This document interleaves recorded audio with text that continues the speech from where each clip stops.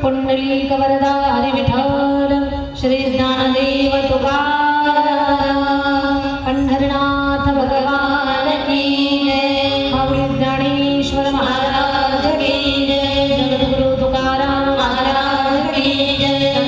एकनाथ महाराज की जय। श्री कल्याण स्वामी महाराज की जय। उमापति महादेव की जय। पवन सुत हनुमान की जय। गोपाल कृष्ण भगवान की जय। रामचंद्र भगवान की जय। गुरु भगवान बाबा की जय। वामन महाराज की जय। छत्रपति शिवाजी महाराज की जय। धर्मवीर संभाजी महाराज की जय। आई जगदंबा भवानी मात की जय। आई राजा उदरी भारत माता की जय। भारत माता की जय। भारत माता की जय।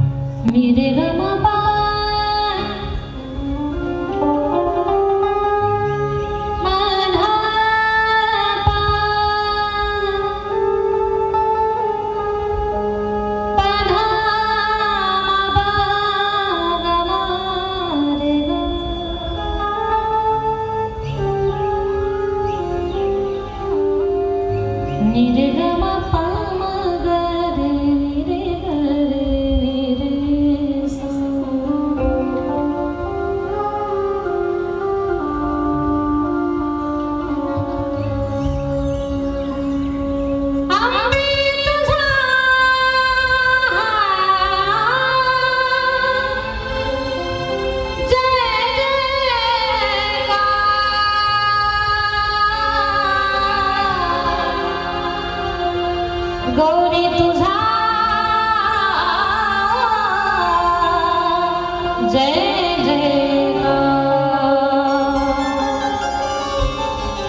कथेच्या आरंभी मा जगदंबा भवानीच्या पवित्र नामाचं चिंतन आपण करू आणि आमच्या सोबत आपण सगळ्यांनी आई भवानीच्या नामाचा उच्चार करायचा आहे, जेणेकरून या नवरात्राची फार मंगलमय सुंदर सुरुवात आणि आई जगदंबेचं नामस्मरण आपल्याकडनं घडेल. आपली मन बुद्धी चित्त वाणी हे सगळं काही शुद्ध आणि पवित्र होईल. महादेवी तुझा जय हो, महालक्ष्मी तुझा जय हो, महादेवी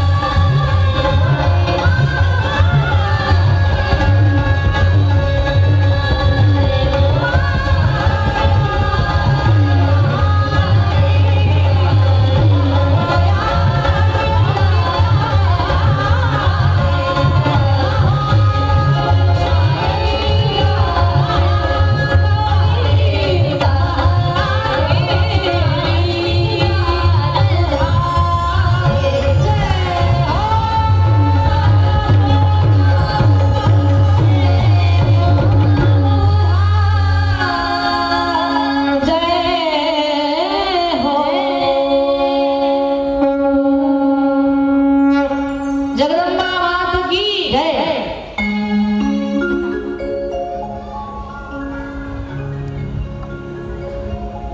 सर्व मंगल मांगल्ये श्री शिवे सर्वार्थ साधिके शरण्ये त्र्यंबके गौरी नारायणे नमोस्तुते। कैलास राणा शिवचंद्रमौळी फणीन्द्रमाथा कुटी झळाळी कारुण्य सिंधू भव दुःखहारी तुझ बिन शंभो मज कोण तारी। नमो देवी महामाये विश्वोत्पत्ती करे शिवे निर्गुणे सर्वभूतेषु मातः शंकर कामदेव त्वं भूमि सर्वभूतानां प्राणवतां तथा धी श्री कांति क्षमा शांति श्रद्धा मेधारुते स्मृति तमुद्गतिथि मात्रासी गायत्री भ्यारुक्तिस्तथा जया च विजया दात्री लज्जा कीर्ति स्पृहादया।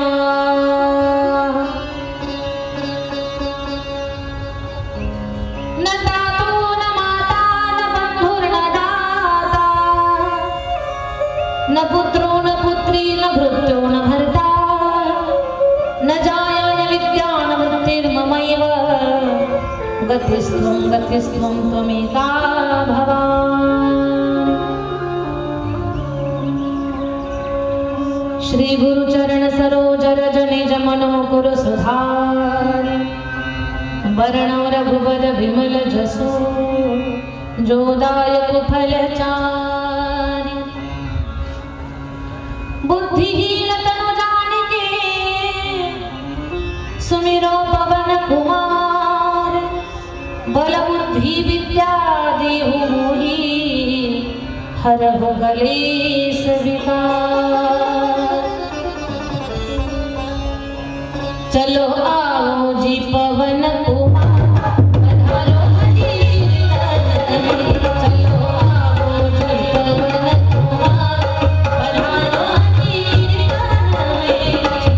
आओ जी पवन कुमार पधारो हरि चलो आओ जी पवन कुमार पधारो हरि चलो आओ जी पवन कुमार पधारो हरि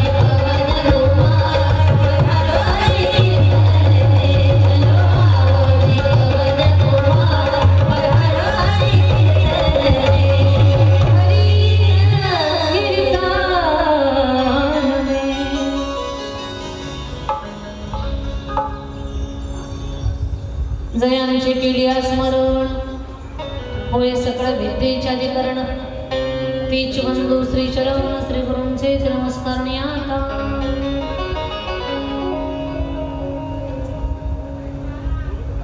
परमंगलमय जीवाचं परम कल्याण करणारे साधकाला भक्ती सुखामध्ये नामो घालणारे मंगलमय देवी भागवत कथा।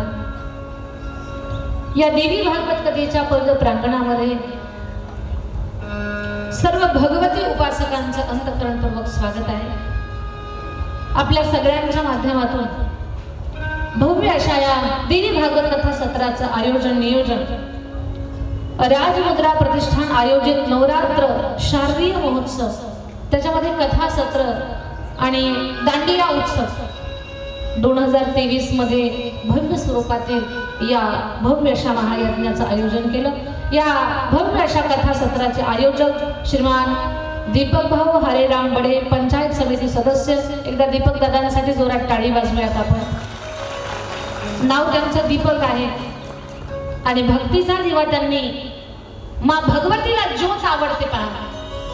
ज्योत अग्नी धगधगती ज्वाला हे तिचं लक्षण आहे, तिचं प्रतीक आहे आणि तिची कृपा ज्याच्यावर झाली असा हा पूर्ण राजमुद्रा ग्रुप. त्याच्यामध्ये आमचे दीपक भाऊ, या कार्यक्रमाचे मार्गदर्शक आमदार प्रशांतजी बम साहेब, श्रीमान माझ्या दादांसाठी एकदा जोरात टाळी झाली पाहिजे. कारण एवढं भव्य आयोजन आणि नियोजन.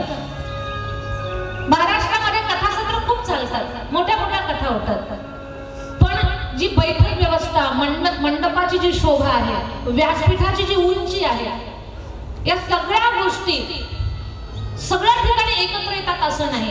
कारण हे एवढं नियोजन करण्यासाठी सुद्धा बुद्धी तेवढी शार्प असावी लागते, आई भगवतीची कृपा असावी लागते. या सुंदर नियोजन ज्यांच्या बुद्धीतून बाहेर निघालं आणि आपल्या सगळ्यांच्या नजरेमध्ये आलं, त्या सगळ्या माझ्या आयोजक दादांसाठी एकदा जोरात टाळी. आणि एवढी सुंदर नियोजन महाराष्ट्रामध्ये खूप लोक आहेत, पण असं नियोजन करणारी माणसं कमी आहेत. म्हणून या सर्व आयोजकांचे कौतुक, सगळ्यांना अगदी आभाळभर शुभेच्छा. आई जगदंबेचे भरपूर आशीर्वाद. तुमच्या जीवनामध्ये क्रांती व्हावी, उन्नती व्हावी, तुमचं जीवन सफल व्हावं. आणि जीवनाचं सफलता कशाला म्हणतात लक्षात घ्या. खूप धन मिळालं, खूप पैसा मिळाला, खूप मोठा मान मिळाला म्हणजे आपण जीवनात सफल झालो असं नाही. आपल्या असण्यानं, आपल्या जगण्यानं, आपल्या व्यवहारानं, आपल्या कृतीनं किती लोकांना आनंद मिळतोय, आपण किती लोकांना सुख, समाधान आणि आनंद देतोय, ही त्या माणसाच्या जीवनाच्या यशस्वीतेचं लक्षण आहे. की आपल्यापासून किती लोक सुखी आहेत, आपल्याला पाहिल्यानंतर किती लोकांना आनंद मिळतो, हे यशस्वी माणसाचं लक्षण आहे. आपल्याला पाहिल्यावर जर समोरच्याच्या तोंडावर 12 वाजत असतील, घड्याळाचे सगळे काटे एका जागेवर येत असते, घड्याळाचे सर्व काटे जेव्हा एका जागेवर येतात आणि काट्यांचं टोक वरच्या दिशेला असतं, तेव्हा घड्याळात किती वाजतात? झोपल्या काका किती वाजतात घड्याळामध्ये? 12. आपल्याला पाहून जर समोरच्या चेहऱ्यावर 12 वाजत असतील तर समजावं कपभर पाण्यात जीव देऊ.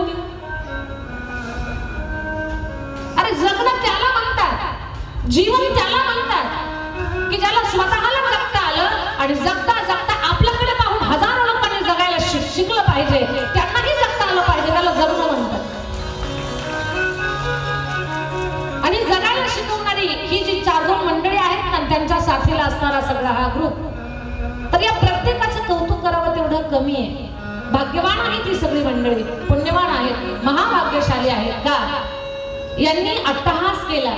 शारदीय नवरात्र महोत्सवामध्ये भव्य कथेचं आयोजन करायचंय आणि मंडपात पाऊल टाकला की माणसाच्या चेहऱ्यावर हसू उमलतंय. तुमच्या अंतःकरणात जी प्रसन्नता आहे ना, त्या प्रसन्नतेला कारण ही सगळी मंडळी आहे. तुम्हाला सगळ्यांना हा जो आनंद मिळालेला आहे, या आनंदाचा वाटप या माझ्या सगळ्या भावंडांनी केलाय.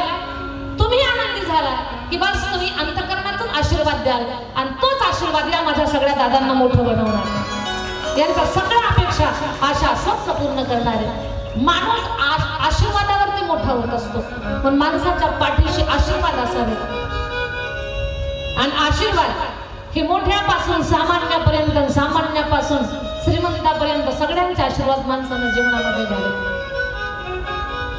भोळ्या भाबड्यालाही वाटावं खूप चांगलं केलं लेकरांनी, खूप छान केलं. अंतःकरणातली हात ही काही वेगळीच असते. म्हणून या सगळ्या माझ्या भावंडांचं कौतुक.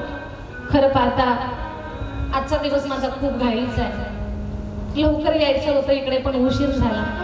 आता इथून पुढे मला चंदननगरला कीर्तन आहे, 6 ते 8 ची वेळ आहे, पण मी त्यांना रिक्वेस्ट केली थोडासा उशीर झाला तर ऍडजस्ट करा, ट्रॅफिक तोडत पुढे जायचं. आणि गोरखभाऊ असतील, दीपक भैया असतील, या सगळ्या मंडळीला कथा घेताना मी बोलले होते की पहिले 2 दिवस माझ्या पाठीमागे खूप धावपळ आहे, मग जमेल का. पण एवढी मोठ्या मनाची आहेत नाही सगळे. म्हणजे तिथे पहिल्या दिवशी तुम्ही 10 मिनिट जरी व्यासपीठावर बसलात ना तरी आमच्यासाठी खूप काही झालं. पण सुरुवात होऊ द्या. त्यांनी मन मोठं करून या सगळ्या गोष्टी एक्सेप्ट केल्या किंवा ऍडजस्टमेंट केलं, म्हणून इथे कथेचं नियोजन लागलं. म्हणून त्यांचे मी अंतःकरणातून खूप धन्यवाद व्यक्त करते. आमची टीम सुद्धा खूप छान आहे. व्हायोलिन वादक, सिंथेसायझर वाजवणारे, तबला, ढोलक, ॲक्टोपॅड आणि उद्यापासूनच कथेमध्ये तुम्हाला झाकी पण पाहायला मिळणार आहे. झाकी म्हणजे भगवतीच्या स्वरूपाचा विग्रह, माझ्या विद्यार्थिनी माझ्या सोबत आलेल्या आहेत. त्या सुंदर रूपामध्ये नवदुर्गांचं दर्शन तुम्हाला करून देणार आहे. प्रसंगानुसार त्या तशा भूमिका बजावणार आहे. खूप चांगल्या पद्धतीने आपण येथे कथासत्र पार पाडण्याचं काम करणार आहोत. फक्त धावपळ माझी आज आणि उद्या एवढे 2 दिवस, एवढे 2 दिवस तुम्ही सगळ्यांनी मला सहकार्य करायचे. आणि आज फक्त आपण आरंभ करू. कुठलंही मंगलमय कार्य असेल त्या मंगलमय कार्याची सुरुवात भगवान गणेशजीच्या स्तुतीने केल्या जाते, गणपती बाप्पांच्या वंदनाने केल्या जाते. म्हणून सर्वप्रथम गणपती बाप्पांना वंदन आपण करणार आहोत.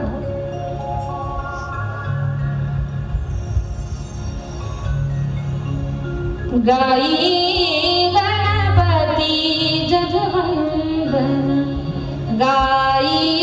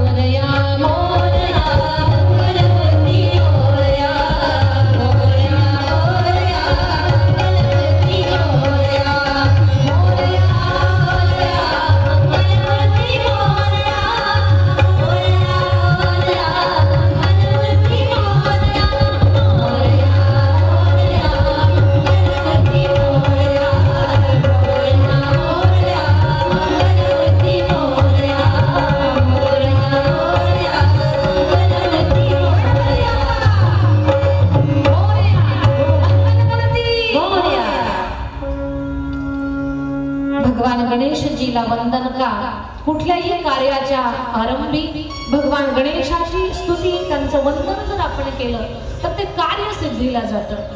कुठलाही ग्रंथ घ्या, ज्ञानोबराने ज्ञानेश्वरी लिहिली, पण ज्ञानेश्वरीचा आरंभ करताना त्यांनी अगोदर गणपती बाप्पांना वंदन केलं. देवा तूची गणेशो सकलार्थमती प्रकाशो म्हणे निवृत्ती दासो अवधारी जोजी. कोणत्याही ग्रंथाच्या आरंभी साधी सत्यनारायणाची पूजा करा, गणपती बाप्पांचं पूजन केलं जातं. कारण गणपती बाप्पा ही विघ्नहर्ता देवता आहे, सुख करता आहे. त्या गणेशजीला वंदन, मा सरस्वतीला वंदन. आता ही देवी भागवत कथा आहे माझ्या ताईंनो. या देवी भागवत कथेमध्ये तुम्हाला या 7 दिवसाच्या सत्रामध्ये आई जगदंबा भवानीचं चरित्र मी ऐकायला देणार आहे देवी भागवत ग्रंथाच्या आधारे. आणि ऐका, या मा जगदंबा भवानीची कृपा तुमच्या माझ्या जीवनामध्ये किती आहे. तिच्याशिवाय माणसाचंच नाही प्रत्येक जीवाचं जीवन पूर्ण आहे. थोडासा अभ्यास करा आपण आपला. ती स्त्री असेल अथवा पुरुष असेल, सगळ्यांनी स्वतःचा अभ्यास करा. आपण कानानं ऐकतोय, पण या कानांची जर शक्ती निघून गेली तर माणूस बहिरा होतोय. या डोळ्यातली जर शक्ती निघून गेली तर माणूस आंधळा होतोय. वाणीची शक्ती निघून गेली तर माणूस मुका होतोय. बुद्धीची शक्ती निघून गेली तर माणूस मतिमंद होतो. आणि हाता पायातली शक्ती निघून गेली तर माणूस लुळा खुळा पांगळा होतो. आपल्या प्रत्येक इंद्रियाच्या ठिकाणी शक्ती संचारलेली. कोणती शक्ती? ती मा जगदंबा भवानी. ती संचारली आहे म्हणून आपण पडतो, धावतो, पाहतो, खातो, पितो, उड्या मारतो. आनंदानं बुद्धीच्या बळावरती आपण गरुडाची झेप घेतो. पण आपल्याला ही पळवणारी, धावणारी, आपल्या मनात कल्पना यावी त्याच्यापर्यंत आपण पळावं, या सगळ्याची प्रेरणादायी ऊर्जा देणारी आहे कोण? ती शक्ती. ती शक्ती. आपली तब्येत जेव्हा खराब होते, डॉक्टरांकडे आपण जातो, डॉक्टर सांगतात, औषध गोळ्या देतात, चेकअप करतात आणि सांगतात तुम्ही अशक्त झालेला आहात, तुमच्यातली शक्ती कमी झाली. काय म्हणतात? शक्ती.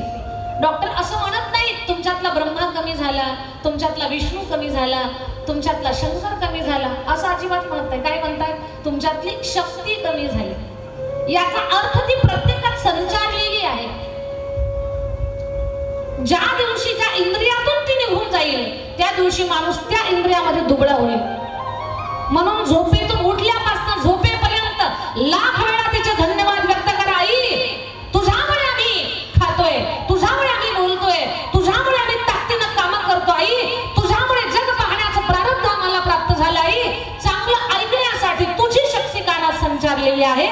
या पूर्ण या शरीराला चालवणारी तू आहेस मा. आम्ही तुला विसरणार नाही. तुझ्या आज्ञेत राहू, तुला जे आवडेल ते आम्ही करू. लाख वेळा त्याचे धन्यवाद व्यक्त करायचे, कारण ती आहे म्हणून माणसात आपल्याला किंमत आहे. ती आपल्यातून जाऊ द्या, आपल्याला माणसात ठेवत नाही, स्मशानात घेऊन जातात. आपली जागा माणसात नाही होत. ती आहे म्हणून आपल्याला माणसात महत्व आहे. या जगदंबा भवानीची प्रचंड अशी कृपा आपल्यावरती आहे. पूर्ण शरीरामध्ये ती तर शक्ती रूपानं संचारली आहे. पण दुसरी गोष्ट आहे का, माझ्या सर्व दादांनी, माझ्या भावंडांनी ऐकायचंय.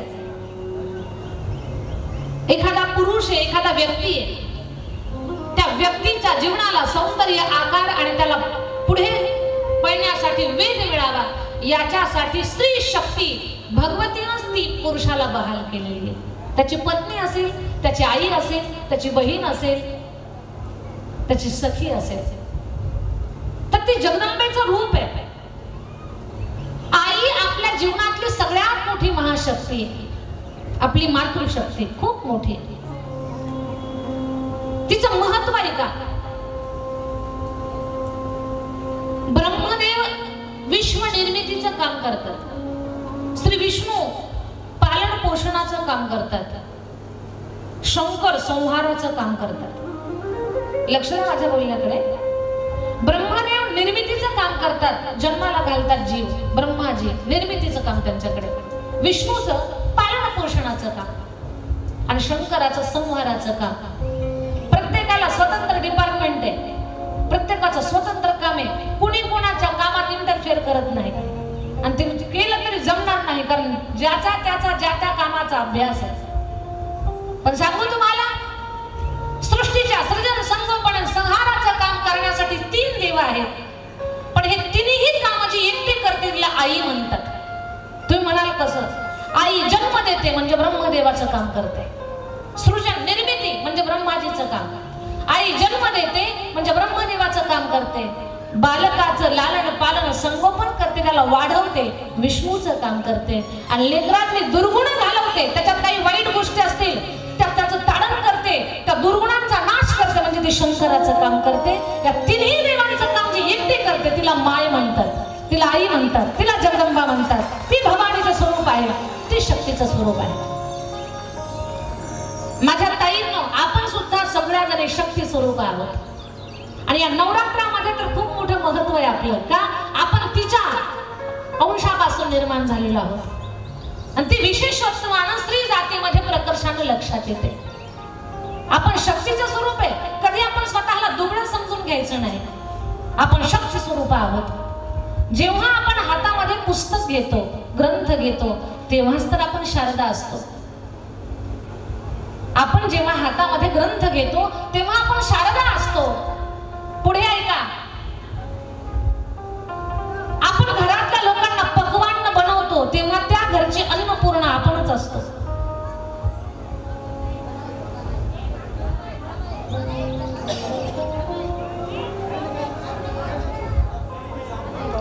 राशीचं माप ओलांडून एखाद्याच्या घरामध्ये गृहप्रवेश करताना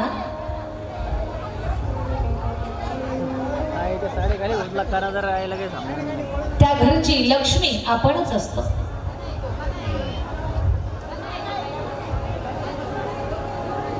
महामाया महालक्ष्मी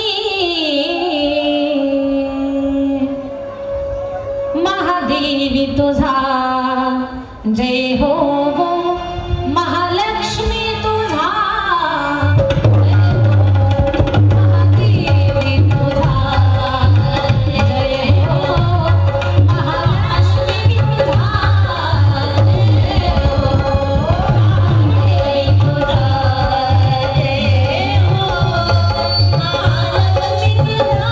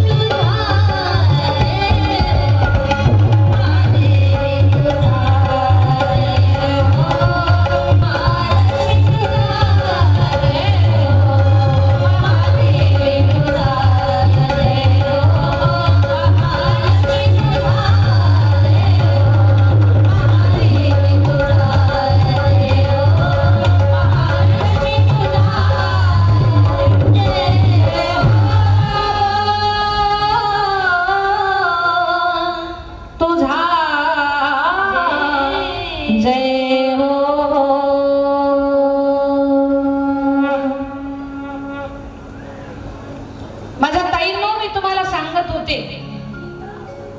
घरातल्या लोकांना पक्वान्न करून खाऊ घालताना त्या घरची अन्नपूर्णा आपणच असतो. राशीचं माप ओलांडून जाताना त्या घरची लक्ष्मी आपण असतो. घरात जर कोणी आजारी पडलं तर रात्रभर मिठाच्या पट्ट्या लावताना त्या घरची रेणुका आपणच असतो. स्त्री शक्तीचं रूप आहे, बोलणं आहे का माझं.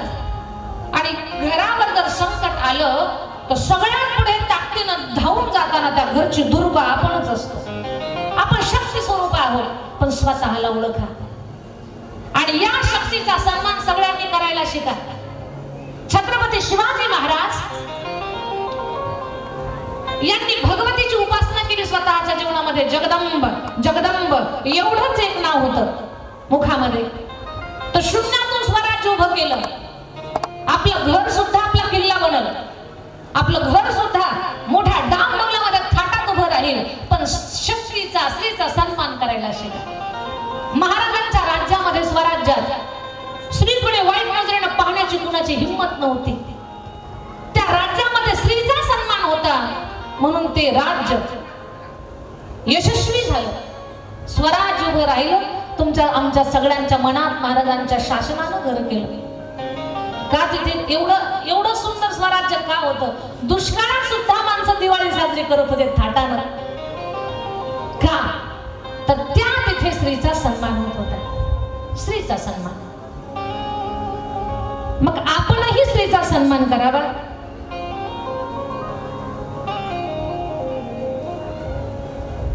आपण फक्त नवरात्रातच बाई तू शक्ती आहेस, तू भगवती स्वरूप आहेस. या 9 दिवसामध्येच नवरात्रामध्येच मग तुला कोणती 9 दिवसाला 9 साड्या घे, चल शॉपिंगला. तुला काय काय पाहिजे, हळदी कुंकवाचे करंडे भरून घे. तुला उपवासाला काय काय लागतं, 9 दिवसाचा उपवास. पण महिन्याची तयारी फक्त हे 9 दिवस. आणि 9 दिवस नवरात्र झाला रे झाला, दसरा झाला, कोजागिरी झाली की पुन्हा भांडणं चालू झाली. असा नवरात्र काही कामाचा नाही. प्रत्येक पावलाला प्रत्येक श्वासाला आपल्या पत्नीला शक्ती म्हणून पहा. काही क्षणाची पत्नी येते पण आयुष्याची माता आहे, आयुष्याची बहीण आहे, जीवनाची सखी आहे. आपल्या जीवनाच्या वाटचालीमध्ये असणारी ती खूप चांगला सल्लागार आहे. ती आपल्या जीवनातली शक्ती आहे. क्षणाची पत्नी आहे पण आयुष्याची सखी आहे. तिचा सन्मान करायला शिका. ज्या घरामध्ये पती पत्नी दोघेही एकमेकाचा सन्मान करतात ना, त्या घरामध्ये विश्वाचं त्रैलोक्याचं सुख येऊन नांदत असतं. पण पती पत्नी दोघांनी एकमेकाचा सन्मान करायचा. कधी कधी आम्ही प्रवासाला फिरतो, कथा कीर्तनाला बाहेर, खूप गमतीशीर किस्से ऐकायला मिळतात. तुम्हाला? एक पुरुष होता, त्याची पत्नी, तो पुरुष त्याच्या पत्नीच्या मांडीवर झोपला आणि त्याचं डोकं दुखत होतं. तिने काय केलं, बाम घेतला आणि डोक्याला लावायला लागली. पत्नी आहे ना, आता इथं ती रेणुकीची भूमिका बजावते. आपल्या घरातली स्त्री जर घरातल्या लोकांचं औषध पान करत असेल, त्यांच्या आजारावर जर औषध गोळ्या देऊन वेळेवर त्यांना दुरुस्त करत असेल, तर समजावं त्यावेळेला ती रेणुका मातेच्या भूमिकेमध्ये आहे. कारण रेणुका ही रोग घालवणारी, रोगराईला नाश करणारी, म्हणून तिचं नाव रेणुका आहे. ऐका, तर ती असं डोकं दाबत होती, बाम लावत होती. काय तिला सुचलं काय कोणास ठाऊक, ती म्हणते, का हो, आता तुमचं डोकं दुखते की नाही, मी तुमच्या डोक्याला बाम लावून देते, तुमचं डोकं दाबून देते. पण लग्नाच्या अगोदर कोण बरं तुम्हाला बाम लावत होतं? काय प्रश्न आहे का? याचा तर बीपी स्लो झाला. याला काय बोलावं ते कळलं. काय म्हणते, लग्नाच्या अगोदर कोण तुम्हाला बाम लावत होतं? याला बोलताच येईना, पण याला शांत झाला थोडा. तो म्हटला, हे पहा, खरं सांगतो मी तुला, लग्नाच्या अगोदर माझं डोकंच दुखत नव्हतं. लग्न झाल्यापासून माझी डोकेदुखी चालू झाली. पहिले डोकं दुखत नव्हतं, पण बाम लावण्याचा काही प्रश्नच नव्हता. तर असं नकोय घरामध्ये, परिवारामध्ये दोघही एक विचाराचे असावेत. पुरुषानं तिच्याकडे शक्ती म्हणून पाहावं आणि स्त्रीनं सुद्धा आपल्या पतीकडे शंकर म्हणून पाहावं. ज्या वेळेला घरामध्ये गौरी शंकराचं वास्तव्य होईल, त्या गौरी शंकराच्या विचारानं चालतील ना, त्यावेळेला सुंदर स्वर्ग, तो कैलास, तो हिमालय तुमच्या पायाला लोळणं घालेल. पण तुम्हाला समजून घ्यावं लागेल. आणि हे समजावून सांगण्यासाठीच स्त्रीची महती, केवळ महतीच नाही, स्त्रीची जबाबदारी, तिची कर्तव्य, तिची भूमिका या देवी भागवत महाग्रंथातून तुम्हाला सांगण्यासाठी इथे मा भगवतीनंच आम्हाला पाठवलं आहे असं म्हणायला काही हरकत नाही. आणि आपण या 7 दिवसाच्या सत्रामध्ये ही देवी भागवत महापुराण पूर्ण तर होऊ शकत नाही, पण पाहण्याचा प्रयत्न करणार आहोत. ही जी पवित्र भूमी आहे की ज्या पवित्र भूमीमध्ये या देवी भागवत महापुराणाचं जे आयोजन आहे, ही भूमी सामान्य नाहीये. रामलाल बाबा गेंदाई महाराजांची ही भूमी आहे. ही संतांच्या पदस्पर्शाने पावन झालेली भूमी आहे. रांजणगाव, शिरपुंजी आणि रामलाल बाबा गेंदाई हे फार मोठे संत या पवित्र भूमीमध्ये होऊन गेलेले आहेत. लक्षात घ्या माझ्या ताई दादांनो, कथा कीर्तन कुठेही होत नसतात. रामानं जन्मासाठी अयोध्याच का निवडली? श्रीकृष्ण भगवंतानं जन्म गोकुळामध्ये, मथुरेमध्येच का घेतला? माऊली ज्ञानोबाराय आपेगावला जन्माला का आले? आळंदीलाच त्यांनी समाधी का घेतली? तुकोबाराय देहू गावीच का जन्माला आले? तर त्या भूमीचं पुण्य असतं. तसंच या भूमीचं पुण्य आहे. रामलाल बाबा सारखे महान संत या भूमीमध्ये होऊन गेले. पण त्या संताच्या, त्या साधूच्या पुण्याईनं हा महाभक्तीचा रास तुमच्या जीवनामध्ये घडतो आहे. ही सत्पुरुषांची पुण्याई आहे. आणि इथे आपण प्रारब्धानं योगायोगाला म्हणून हा सेवितो, हा रस वाटितो अनेका, हा महाभक्तीचा रस, हा आनंद तुम्हाला प्राप्त होतोय. ही रामलाल बाबांची पुण्याई आहे.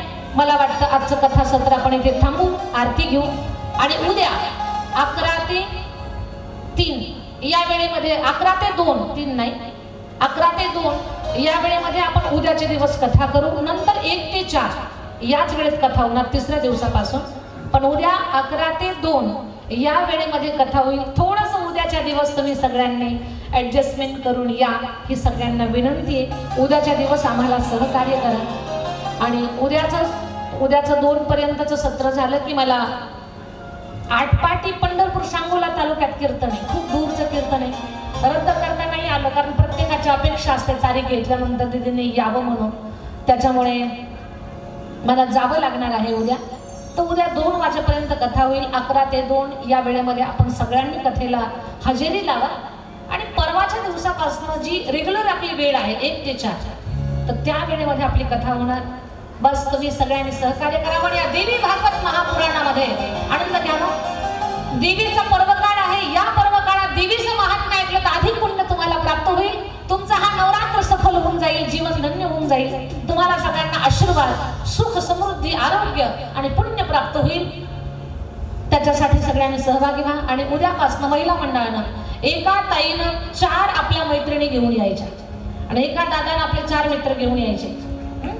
एवढं करायचंय उद्या आपल्याला सगळ्यांना. याच्यात तर आरती होणार आहे. आरतीचं ताट तयार करा आणि सगळ्यांनी आरतीसाठी उठून उभे राहा.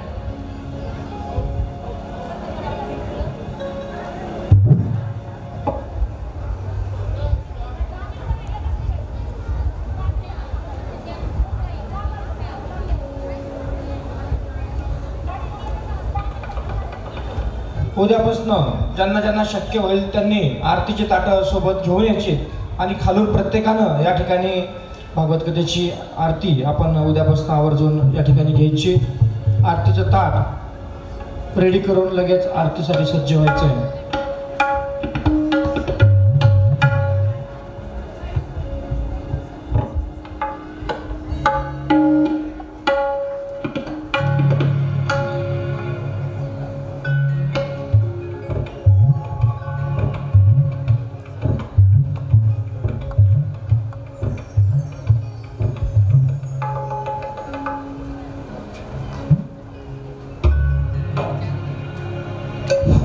गोरख शेळके पाटील आणि त्यांच्या सहपत्नी आपण स्टेजवर यायचं आहे भागवत कथेची आरती या ठिकाणी घेण्यासाठी.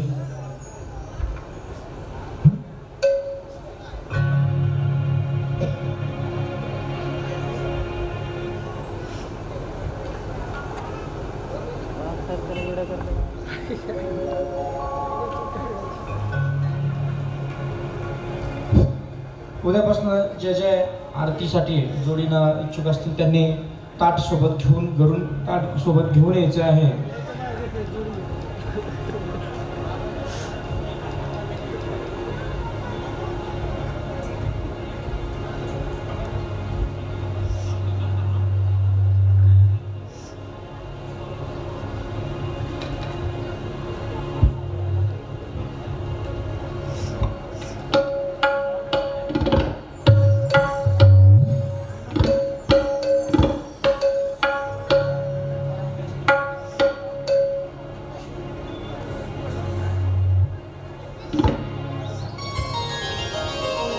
सुख करता दुःख हरता वार्ता विघ्नाची दुर्वी पूर्वी प्रेम